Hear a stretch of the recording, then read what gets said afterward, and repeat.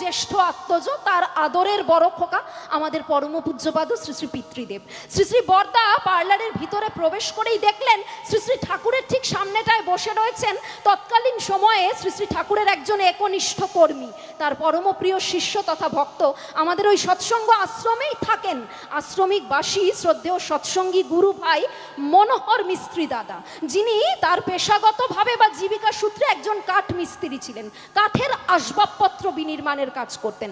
তা শ্রদ্ধেয় মনোহরদাকে ঠিক সামনেটায় বসে থাকতে দেখে পরম পূজ্যপাদ শ্রী শ্রী বরদা তার উদ্দেশ্যে তৎক্ষণাৎ বলে উঠলেন, হ্যাঁ রে মনোহর, তোরে একটা কাম দিমু, তুই কি করবার পারিস? শ্রদ্ধেয় মনোহরদা বলছেন, আজ্ঞে বরদা, আপনি আদেশ করেন, আপনি আদেশ করলেই পারি। শ্রী শ্রী বরদা বললেন, আমার দীর্ঘদিনের সুপ্ত ইচ্ছা শ্রী শ্রী ঠাকুরের বসবার জন্য, তার আরাম করবার জন্য আমি একটা কাঠের আরাম কেদারা মানে কাঠের চেয়ার আমি সেটা নির্মাণ করে দেব, তা তুই কি সেটা প্রস্তুত করতে পারিস? শ্রদ্ধেয় মনোহরদা বলছেন, শ্রী শ্রী ঠাকুর আদেশ করলে আর আপনি অনুমতি দিলেই পারি, অসম্ভব সম্ভব করতে পারি, অসাধ্য সাধন হবে। পরম পূজ্যপাদ শ্রী শ্রী বরদা শ্রী শ্রী ঠাকুরের অনুমতি নিয়ে তাকে আদেশ করলেন যে আগামীকাল থেকে তুই শ্রী শ্রী ঠাকুরের বসবার জন্য ওই কাঠের চেয়ার তৈরি করবার, ওই প্রস্তুত করবার কাজ শুরু করে দে।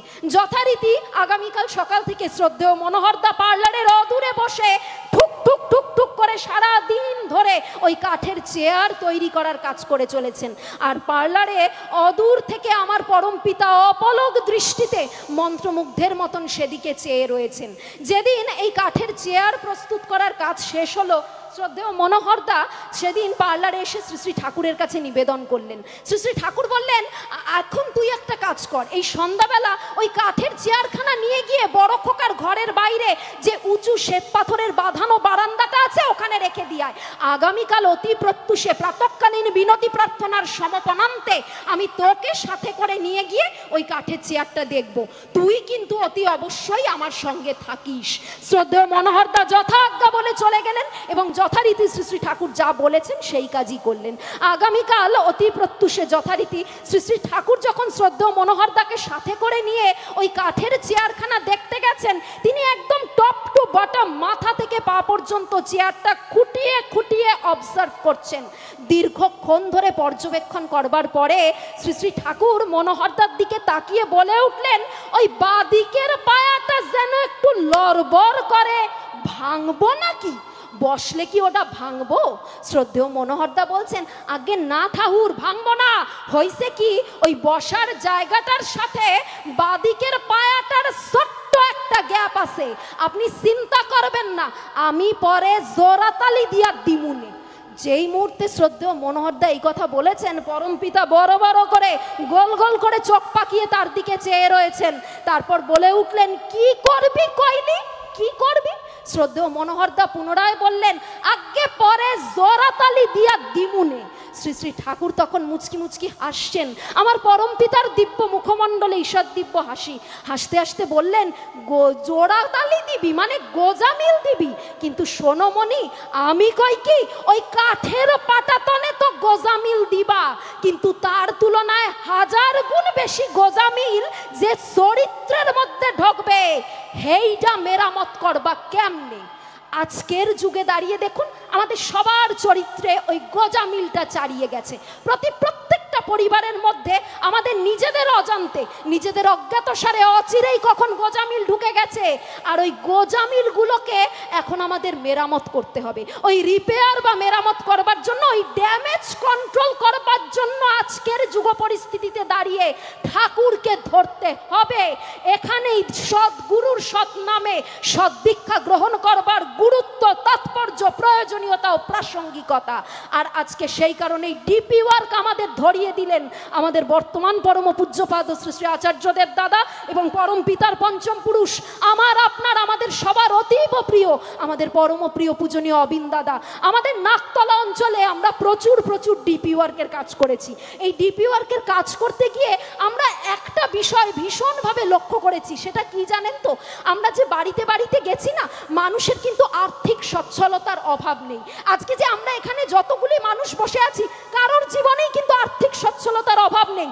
পরম পিতার দয়ায় মাথার উপরে ছাদ রয়েছে, আর কিছু না হোক আমরা ডাল ভাত খেয়ে ভালো আছি, আমরা আমাদের পরিবার নিয়ে মোটামুটি ভালোভাবে বেঁচে পড়তে রয়েছি। আর প্রত্যেকটা মানুষের বাড়ি গাড়ি ধন সম্পদ এমনকি মোটা টাকা ব্যাংক ব্যালেন্সও রয়েছে, কিন্তু সমস্যাটা তাহলে কোথায়? সমস্যাটা হচ্ছে মানুষগুলি ঘরে ঘরে ডিপ্রেশনে ভুগছে। প্রত্যেকটা ঘরে গিয়ে আমরা দেখছি কি ভীষণ মেন্টাল ডিপ্রেশন তাদের মধ্যে। আমরা আমাদের মন্দিরের ঠিক সামনে, মানে নাকতলা সৎসঙ্গ বিহারের ঠিক সামনে একটা বাড়িতে ডিপি ওয়ার্ক করতে গেছি, মায়েরা মিলে, শুধু মায়েরা। গিয়ে দেখছি সেই বাড়িতে শুধু দুজন স্বামী স্ত্রী থাকেন, দুজনেই অত্যন্ত বয়স্ক, বার্ধক্যজনিত সমস্যা ও মনোকষ্টে ভুগছেন। আর সেই বাড়ির যিনি গৃহকর্ত্রী মা, কোমর থেকে পা পর্যন্ত পুরোটা প্যারালাইজড, একেবারে পক্ষাঘাতগ্রস্ত, উঠে বসতেই পারেন না, চলা তো দূরস্থ। আমরা যখন তাদের কাছে গিয়ে যাজন করলাম, তারা মন্ত্রমুগ্ধের মতন শুনলেন, এবং যে মানুষটি উঠে বসতে পারতেন না, এক সপ্তাহ যাজন করবার পরে তিনি উঠে বসেছেন এবং তিনি পুনরায় ইষ্টবৃত্তি শুরু করেছেন। আমরা নিজেরা হাতে ধরিয়ে দিয়ে তাকে ইষ্টবৃত্তি করিয়ে এসেছি। 1 মাস হয়ে যাওয়ার পরে আমরা যখন ইষ্টবৃত্তির অর্ঘ্যটা তার কাছে চাওয়ার জন্য গেলাম, যখন জানাতে গেলাম আপনার কিন্তু ইষ্টার্ঘ্য জমা দেওয়ার সময় হয়ে গেছে, শুনলে বিশ্বাস করবেন না, অবিশ্বাস্য অলৌকিক ঘটনা বলে মনে হবে। সেই প্যারালাইজড মা নিজের পায়ে হেঁটে এসে দরজা খুলে আমাদের ভিতরে ডেকেছেন, আমাদের সাদরে ভিতরে বসবার জন্য আমন্ত্রণ ও আহ্বান জানিয়েছেন, আর আমাদের কাছে টেনে নিয়েছেন, বুকে টেনে নিয়ে বলেছেন, আমার নিজের সন্তান আমার জন্য যা করেনি তোমরা তাই করলে। আমি ইষ্টহারা মঙ্গলহারা হয়ে পড়েছিলাম, ঠাকুরের থেকে বিচ্ছিন্ন হয়ে গিয়েছিলাম, আমার ঠাকুরকে তোমরা পুনরায় আমার কাছে ফিরিয়ে দিলে, তাকে আবার আমার কাছে ফিরিয়ে দিয়েছ, জন্ম জন্মান্তরেও এই ঋণ পরিশোধ করবার মতন নয়।